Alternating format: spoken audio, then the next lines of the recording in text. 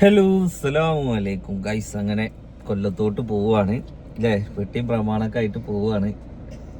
ഉമ്രക്ക് പോയി അതേ മക്കനെയും സെൽഫി കിട്ടാണല്ലോ പോകുന്നത്.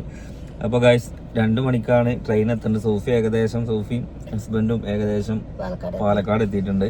അപ്പോൾ നമ്മൾ നേരെ റെയിൽവേ സ്റ്റേഷനിൽ പോയി അവിടെ ഉമ്മാനെ ആക്കി കൊടുക്കുക, ഉമ്മാൻ്റെ ലഗേജൊക്കെ അവിടെ ഇറക്കി കൊടുക്കുക, ഓലപ്പം കമ്പാർട്ട്മെൻറ്റിൽ ഇറക്കി കൊടുക്കുക എന്നുള്ളതാണ് ഇന്നത്തെ പരിപാടി ഗൈസ്. അപ്പോൾ എന്തായാലും 2 ദിവസം കഴിഞ്ഞ ഓല ഇങ്ങോട്ട് വരും. അപ്പൊ നമുക്ക് ഓലൊക്കെ ഒരുമിച്ചുള്ള വീഡിയോ കാണാം. ഇനി കുറച്ച് ദിവസം ഇവരെ അവിടെയാണ്. അപ്പോൾ എന്തായാലും 4 ദിവസം ഉണ്ടാവും, 2 യാത്രയില്ലേ. എന്തായാലും 2 ദിവസം പിടിക്കും, 4 ദിവസം ആവും. അവിടെ 2 ദിവസം ഉള്ളൂ, അല്ലാതെ 2 ദിവസം യാത്ര ഉണ്ട് ഓൽക്ക്. അപ്പോൾ ടോട്ടലി ഒരു 4 ദിവസം ഇവര് പുറത്താണ്. അപ്പൊ അവിടുത്തെ വിശേഷങ്ങളൊക്കെ ഓല അറിയിക്കും. അപ്പൊ ഇപ്പൊ നമ്മളിവിടെ ഉള്ളതെന്ന് വെച്ച് കഴിഞ്ഞാല് ഓല് രാവിലെ പോരുകൊണ്ട് ഓൽക്ക് ഫുഡും കാര്യങ്ങളും വേണമെന്ന് പറഞ്ഞ്. അപ്പൊ ഇവിടുന്ന് വാങ്ങണേ അത്ഭുത ബിരിയാണി മതി എന്ന് പറഞ്ഞുകൊണ്ട് പെട്ടെന്ന് കിട്ടും വേണം. കാരണം ട്രെയിനിൽ സാധാരണ വിളിക്കാൻ പോണ പോലെയല്ല, ഒരാളെ കയറ്റി ഓലപ്പം കയറ്റി വിടാനാണ്. അപ്പൊ നമ്മൾ കറക്റ്റ് സമയത്ത് എത്തണം. ഓക്കെ, അപ്പൊ അതുകൊണ്ട് നമുക്ക് ചിക്കൻ ബിരിയാണി ആണോ ബീഫ് ആണോ? ചിക്കൻ വാങ്ങാം, വേണമെങ്കിൽ ഒരു ബീഫ് ആണെങ്കിൽ വാങ്ങാം. നീ വാങ്ങി 3 ചിക്കൻ ബിരിയാണി കേട്ടോ. ഇത് വെച്ചോ, പല്ല് കുത്തണമെങ്കിൽ ട്രെയിനിൽ കിട്ടൂലല്ലോ. കറക്റ്റ് 2 മണിക്ക് റെയിൽവേ സ്റ്റേഷനിൽ എത്തിയ പോലും പറയും ഞങ്ങൾ പാലക്കാട് എത്തിയിട്ടുള്ളൂ. ഓടിപ്പിടിച്ച് കട്ട റോട്ടിൽ കൂടെ വണ്ടി വന്നിട്ട് ട്രെയിന് കിട്ടാതിരിക്കണ്ട വെച്ചിട്ട് ഓടിയതാ. അപ്പൊ എന്താ ഉണ്ടായി, റെയിൽവേ സ്റ്റേഷനിൽ കുത്തിരിക്കണം ഈ വെയിലത്ത്. നമ്മൾ ഒറ്റപ്പാലം റെയിൽവേ സ്റ്റേഷനിൽ എത്തി. അപ്പുറത്ത് കിടക്കണം. ബാഗുകൾ എടുത്തോ? പൈസ ആണോ? എന്തിനാ നിങ്ങൾക്ക് പൈസ?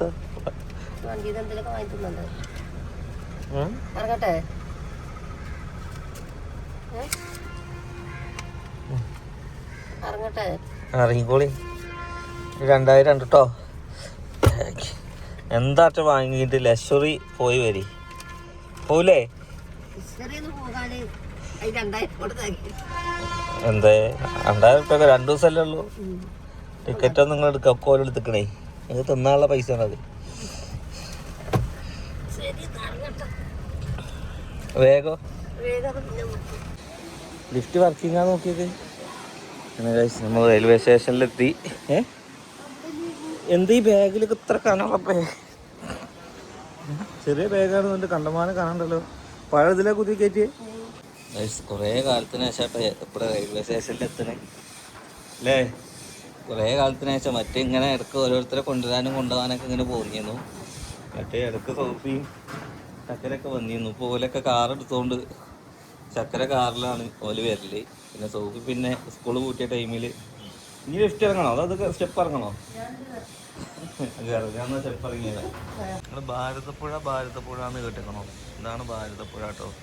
പക്ഷെ തുള്ളി വെള്ളമേ ഉള്ളൂ, ബാക്കിയൊക്കെ മണ്ണയക്കണം, മണലയക്കണേ. എന്താ ഒന്നും മറന്നിട്ടൊന്നുമില്ലല്ലോ. B1 അല്ലേ? സെൻട്രൽ നിൽക്കാനല്ലേ പറഞ്ഞ്? ഇതാണ് അപ്പൊ സെൻട്രൽ വരിക.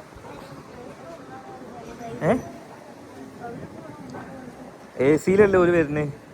ഓലെന്തായാലും വണ്ടിയിൽ നിന്ന് ഇറങ്ങിയ പാടൊന്ന് പുറത്തേക്ക് തലട്ട് നോക്കിയാൽ മറന്ന. സാധാരണ ഓർഡറല്ലേ പതിവ്. ഇതെന്തായാലും 5 മിനിറ്റ് നിർത്തുണ്ടാവും, പെട്ടെന്നൊന്നും പോവില്ല. നമുക്ക് ഏകദേശം സെൻട്രലായിട്ട് നിൽക്കുക. AC ഒക്കെ അധികം സെൻട്രലാണ് ഉണ്ടാവല്. ജനറലാണ് ബാക്കിലും ഫ്രണ്ടിലും ഉണ്ടാവല്. എവിടെ ഒറ്റപ്പാലത്ത് എത്തി വെച്ചേക്ക്? ട്രെയിൻ ഇതാ വരുന്നേ. അത് കയറിയ പിന്നെ അടുത്ത KSRTCക്ക് വേണ്ടി വരും. എടുക്കില്ലേ?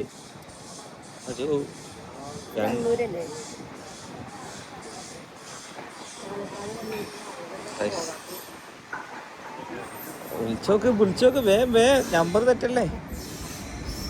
ഇത് തിരുവനന്തപുരം വണ്ടിയാ? കണ്ണൂരാ?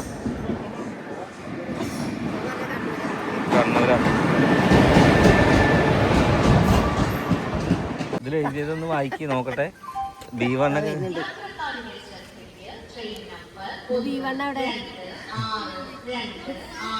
പറഞ്ഞത് ഏതാ അറിയോ?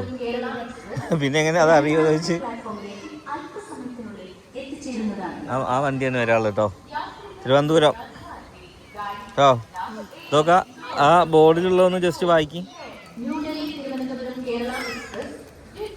ഈ ബോർഡിലുള്ളതൊന്ന് വായിക്കേ.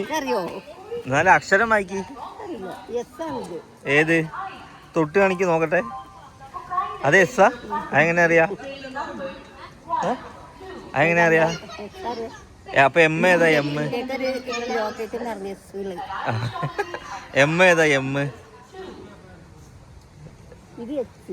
എച്ച്. അതെങ്ങനെ? ഇനി ബാക്കിയുള്ളത് പറ. നിങ്ങളെ പേരിലെ അക്ഷരം ഇഞ്ഞും ഉണ്ടല്ലോ അതില്. 6 എവിടെ? 6 എവിടെ? അത് പി അല്ലേ? 6 എവിടെ? 6.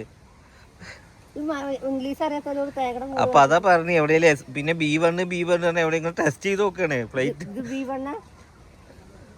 ഇതില് ബി എവിടെ? അതില് ബി തന്നെ അല്ല. ഇങ്ങനത്തെ ആളെ ഞാൻ ഒറ്റക്ക് ട്രെയിന് കയറ്റിയിട്ട് നിങ്ങൾ കൊല്ലത്തേക്കും തിരുവനന്തപുരത്തേക്കും തമിഴ്നാട്ടിലേക്കും ബി ചോദിച്ചപ്പോൾ എം കാണിച്ചിരുന്ന ആളെ എങ്ങനെ മക്കളെ ബോഗിയിൽ ഞാൻ വിടുക? അതിൽ 1 ഏതെന്നാല് 1 കാണിച്ചേരി. 1 പറഞ്ഞ എത്ര? 1 പറഞ്ഞ എത്ര? 7. എന്നാ ഈ പെട്ടി കെട്ടിട്ട് എവിടെ ട്രെയിൻ നിക്കണെന്ന് അവിടെ പോയി ഇറങ്ങിക്കോളി. 1 പറഞ്ഞ 1.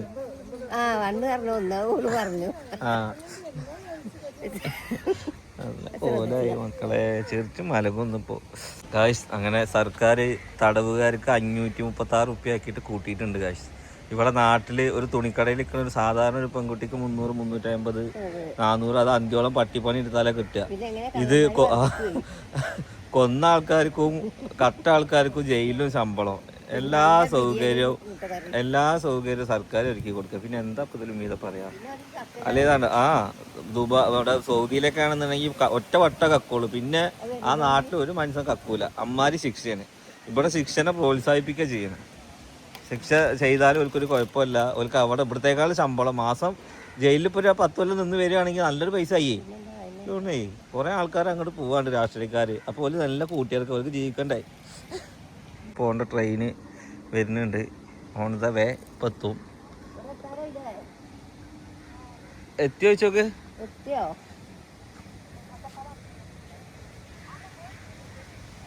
വരുന്ന ട്രെയിനല്ലേ?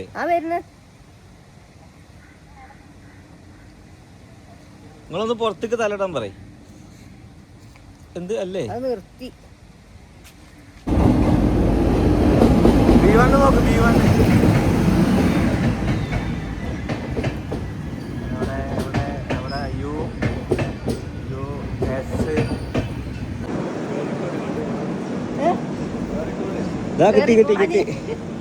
അതാ ഓക്കെ ശരി.